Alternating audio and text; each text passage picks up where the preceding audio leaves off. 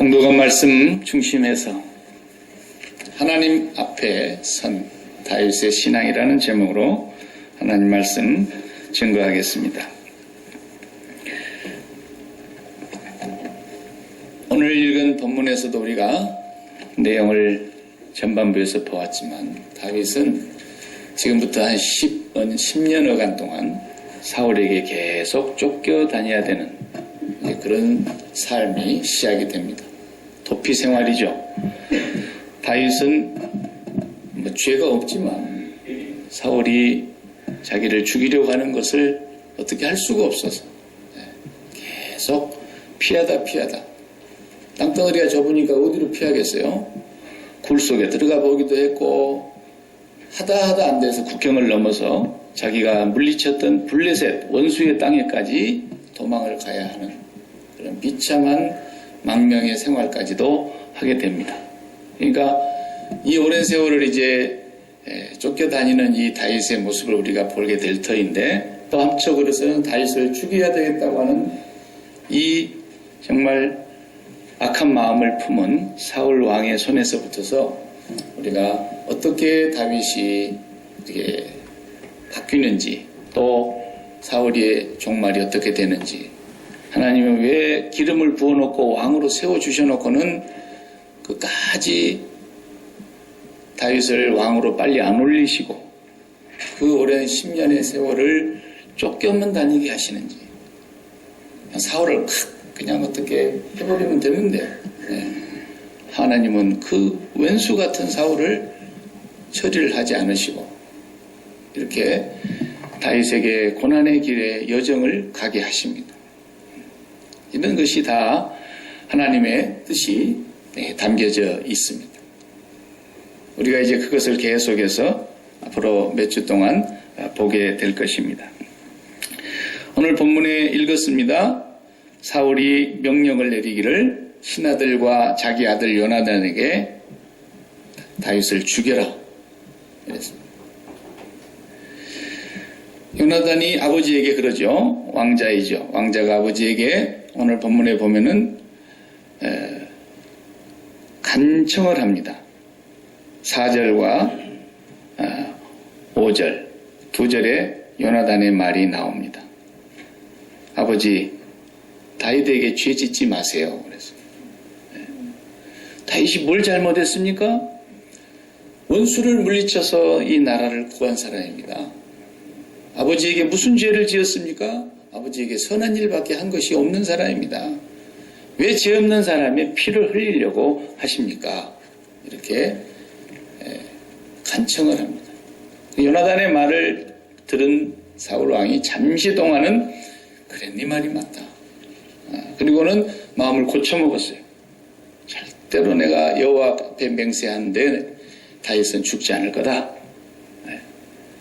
그래서 이제 요나단은 아버지 말만 믿고 숨어있는 친구 다윗에게 가서 우리 아버지가 순간적으로 잘못한 것 같은데 이제 마음을 고쳐먹었으니까 아버지에게로 가자. 그래서 데리고 왔어요.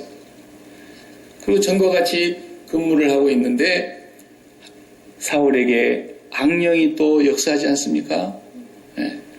그러니까 수금을 타고 있었어요. 또 사울 왕이 발작이 막 악령이 일어나면 어떻게 됩니까? 자기도 모르는 막 헛소리를 했다 그랬잖아요. 그리고 속에서 부흥과 시기와 미움과 질투가 막 솟아나는 거예요. 이게 쉽지 않아요. 아주 어렵지 않아요. 내가 악령의 영향력 아래 있는가 성령의 영향력 아래 있는가 보면은 악령의 영향력을 성령 받은 사람들도 받습니다. 왜냐하면 이 세상에 어둠의 권세, 공중 권세 잡은 자가 있기 때문에 그래서 그 악령의 지배 아래 영향력을 받으면 어떻게 되는지 아세요? 죽이고 싶은 거예요. 망해버렸으면 좋겠는 거예요. 저 김씨 아무개 저거 정말 망해버렸으면 좋겠는데 이런 마음이 떠나지를 않는 거예요. 이게 왜 그래요? 성령 받아서 그런 게 아니에요. 악령의 지배 아래 있는. 저 사람이 잘못되면 내가 너무너무 기쁜 거예요. 아이고, 뒤로 넘어졌는데 코가 깨졌다더라. 너무 잘 됐다라는 거예요. 그 사람이 잘 되는 것을 죽어도 못 보겠는 거예요. 내 눈에 흙이 들어가는 한이 있어도 저 사람이 안 되는 꼴을 내가 봐야 되는데 이게 다 왜 그래요? 성령과 전혀 상관이 없는 악령받은 사람의 증상입니다.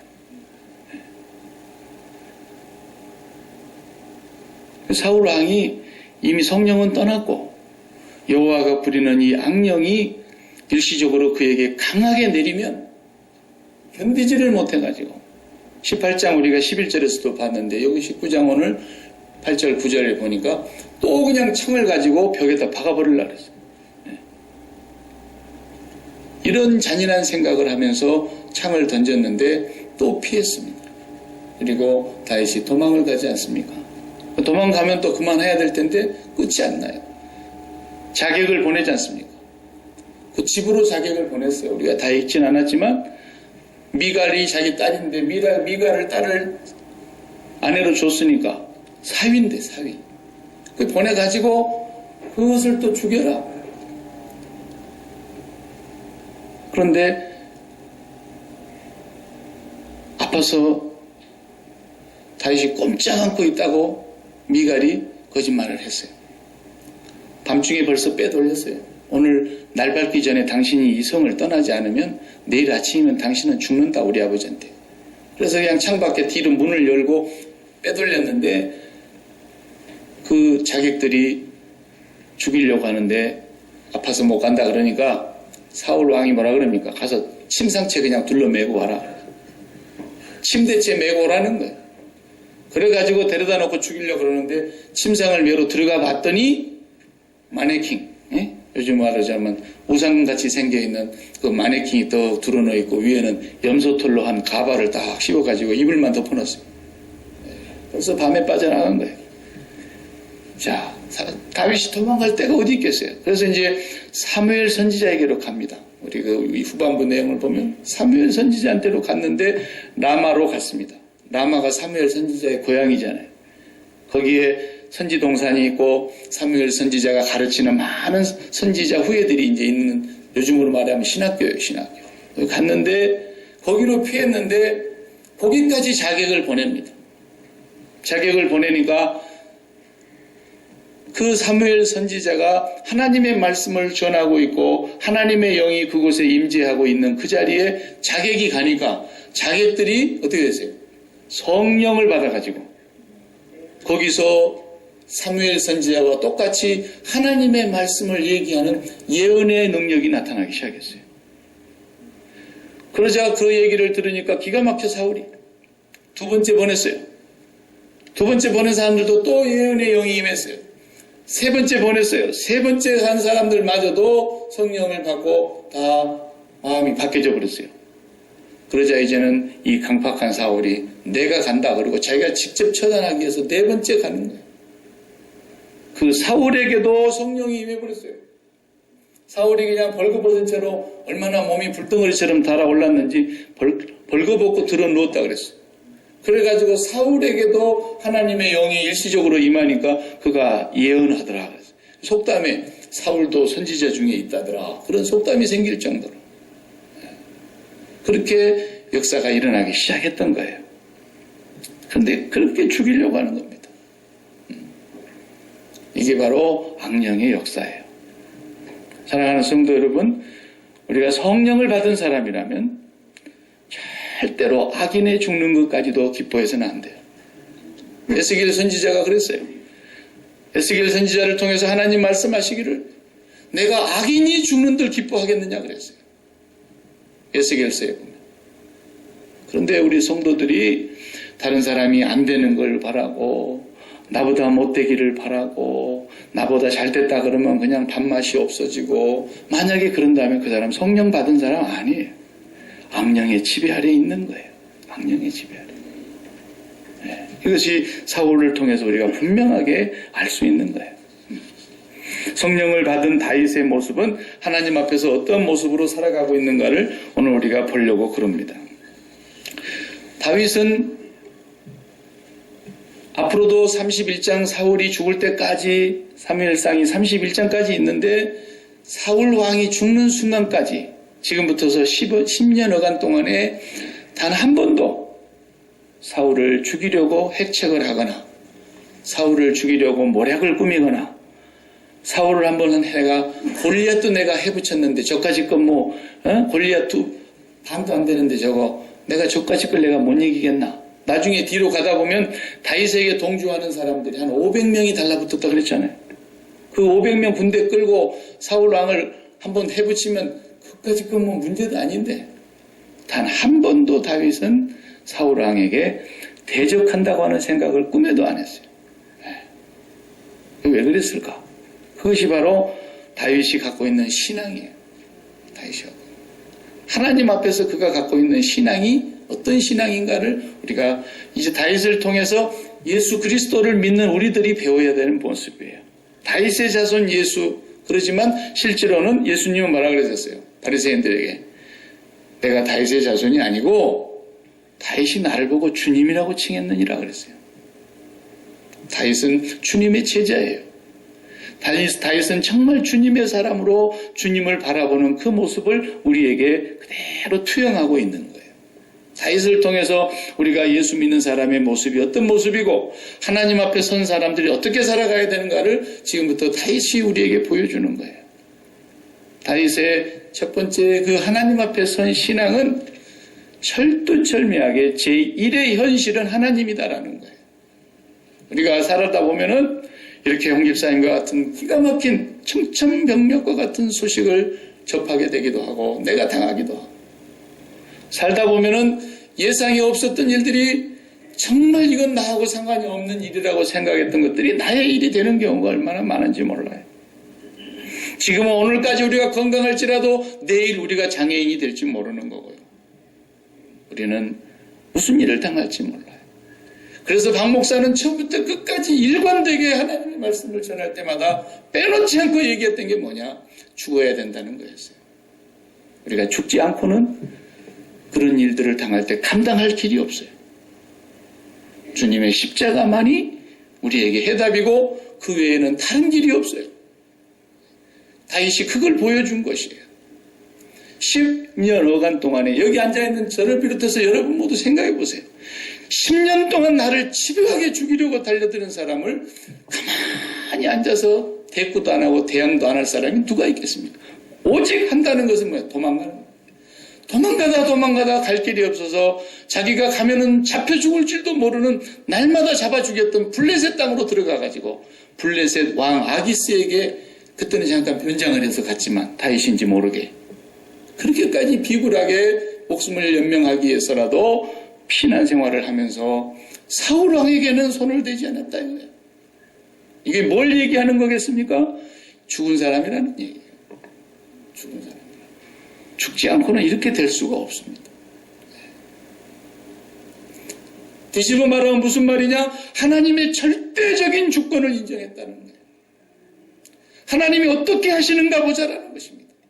그래서 다윗이 늘 하는 말이 자기 눈앞에 와서 칼 한 방에 그냥 죽일 수 있는 그 눈 앞에까지 사울이 모르고 들어갔지만 다윗이 거기에 숨어 있는지 몰랐어요. 다윗을 잡으러 갔다가. 그래도 요압 장군은 그냥 여기서 나에게 명령만 내리면 내가 칼을 2번 안 쓰고 한 방에 죽이겠습니다. 그랬는데도 하나님의 기름 부음을 받은 종을 해하면 안 된다. 이렇게 얘기해요. 그러니까 이 사람들이 이제 부흥 강사들은 항상 이런 것을 이제 또 자기들한테 이롭게 이제 하죠. 목사는 절대 건들면 안 돼. 공갈치지 말아요. 목사만 건들면 되지 않는 게 아니에요. 하나님의 사람들은 성령의 기름 부음을 받은 사람들이에요. 모든 하나님의 백성들은 성령으로 말미암아 기름 부음을 받은 하나님의 거룩한 인친자들란 말이에요. 누가 누구를 감히 손을 댄단 말이에요. 아무도 손댈 수 없어요. 그게 왜? 죽은 사람이기 때문에. 다윗처럼 죽었다는 말은 내 삶에 있어서 제1의 현실은 하나님이시며 내가 알지 못하는 모든 상황 속에서 하나님은 다 알고 계시며 보고 계시며 그 마음속에 음흉한 생각과 교활한 마음과 거짓된 술수와 남 앞에 설 때는 아무렇지도 않은 것처럼 서면서도 그렇게 좋은 말을 많이 하면서도 속에는 썩은 송장과 같은 마음을 갖고 있는 걸 여호와 하나님은 보신다는 것을 다윗은 인정하는 거예요. 그래서 그분이 나를 그 악한 사람의 손에 죽게 내버려 두신다면 그것도 어쩔 수 없고, 그렇지 않는 한은 나는 절대로 죽을 수 없다는 것을 다윗은 제1의 현실로 하나님을 의지한 사람이라는 거예요. 이게 신앙입니다. 내가 오늘 길 가다가 누구한테서 맞아 죽었다, 혹은 어디서 나쁜 놈들이 총질하다 총알 하나가 날아왔는데 내가 하필이면 맞았다, 그래서 내가 죽었다. 그래도 다윗의 신앙은 뭐냐 하면 하나님이 허락하셨다라는 거예요. 하나님의 절대적인 주권 아래서 참새 한 마리의 생명이 떨어지고 죽고 사는 것도 결정하듯이 하나님께서 오늘 나를 여기서 끝내게 하셨다면 나는 그 하나님 앞에 간다라는 거예요.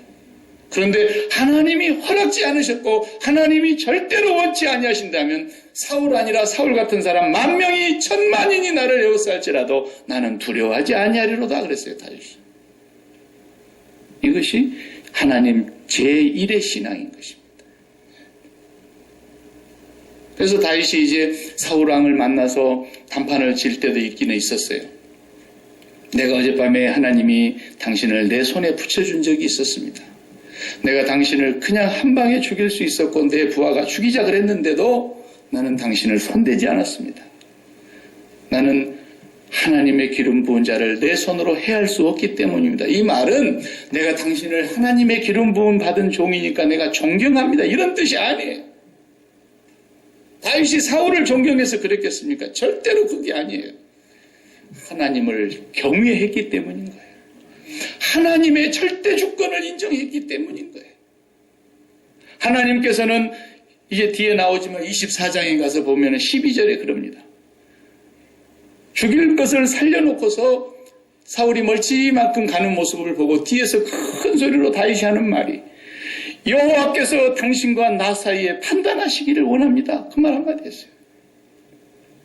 어젯밤에 내가 당신을 죽일 수 있었는데 죽이지 않은 것은 여호와께서 나와 당신 사이에 판단하시기를 바랍니다.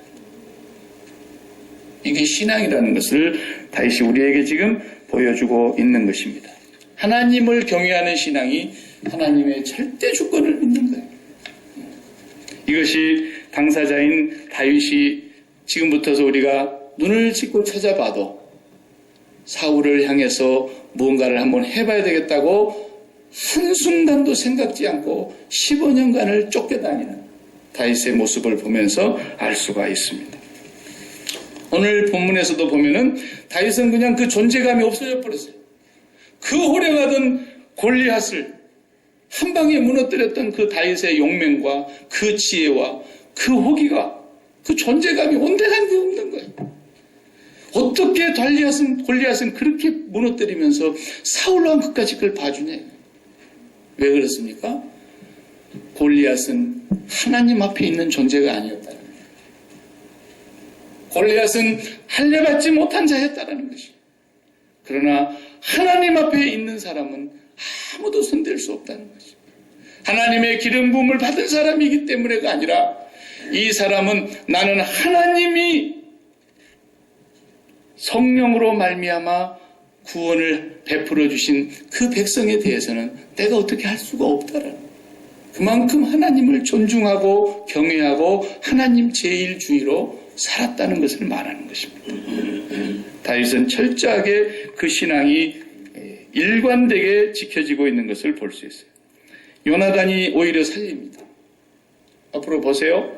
다윗이 살려고 사는 게 아니라 하나님이 요나단을 감동해서 요나단을 통해서 가장 사랑하는 친구가 되게 하고 다윗을 살려냅니다.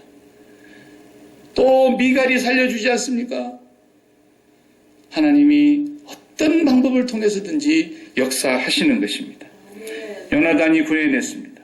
사울은 죽이려고 합니다. 미갈이 건져냈습니다. 사울이 죽이려고 합니다. 계속해서 사무엘이 또 건져냈습니다. 이 모든 것이 다 하나님의 손길이었던 것입니다.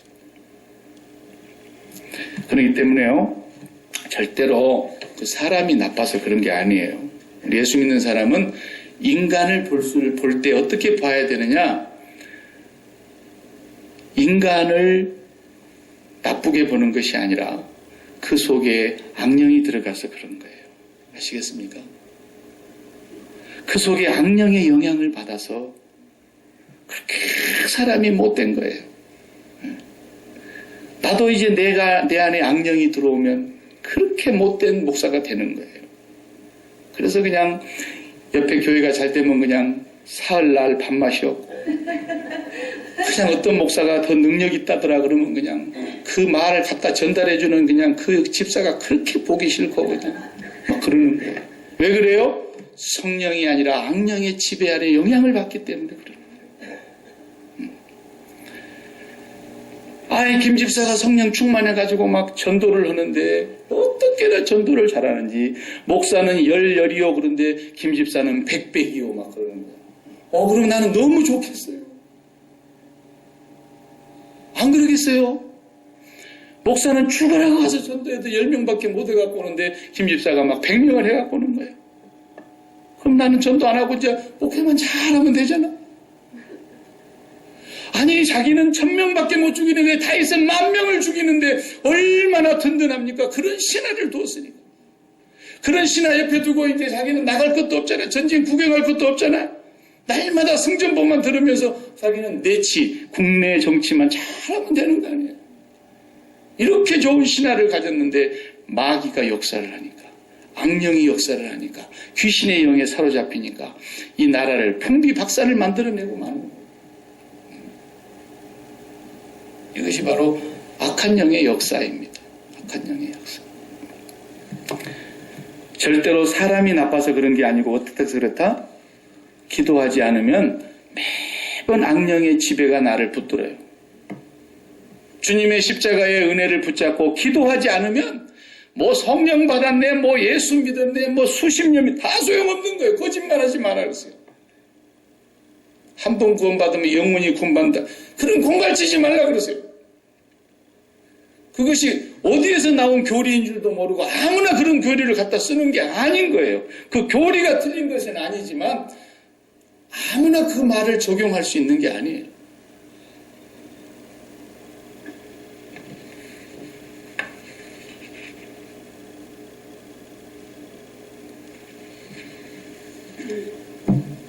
예를 한번 들어보면 스데반 집사를 우리가 이제 성경에 나온 인물로 한번 예를 들어봅시다. 스데반 집사가 누구한테 죽었습니까? 자기 동료들에게 죽었어요.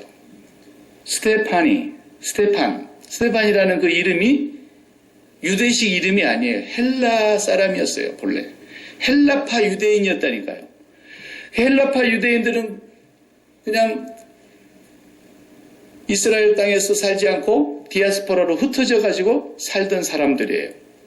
그런데 스테판이라는 이 이름 자체가 증명하는 거예요.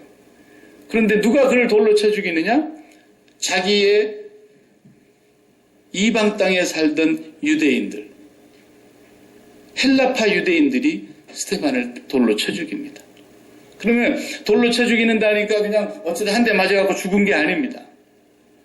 스테판을 묶어놓고 꼼짝 못하게 해놓고 한 사람씩 와가지고 네가 하나님의 이름을 모독하여 참담한 죄를 범하였으므로 너는 죽어 마땅하다 하고 위에서 돌로 쾅 하나 내리찍고 또 갑니다. 두 번째 사람이 와서 또 내리찍는 거예요.